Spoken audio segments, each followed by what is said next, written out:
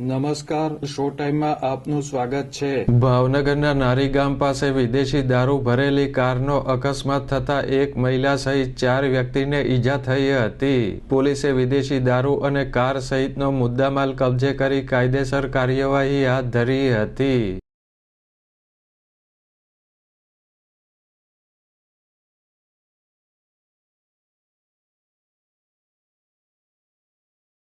Bhavnagar Ahmedabad highway પર આવેલ નારી ગામના રામદેવ પીર મંદિર સામે રોંગ સાઈડમાં આવી રહેલી વિદેશી દારૂ ભરેલી કાર રોડ ડિવાઈડર સાથે અથડાયા બાદ પલટી ખાઈ ગઈ હતી।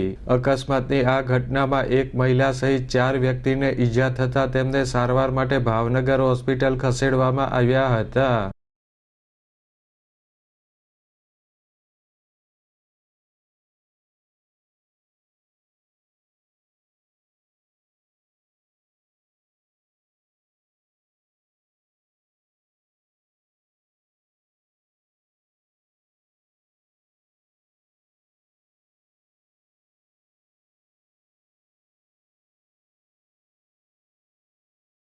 આ બનાવની જાણ થતાં વરતેજ પોલીસ બનાવ સ્થળે પહોંચી ગઈ હતી અને વિદેશી દારૂની નાની મોટી 1176 બોટલ તેમજ કાર મળી કુલ રૂપિયા 5,62,000નો મુદ્દામાલ કબજે કર્યો હતો।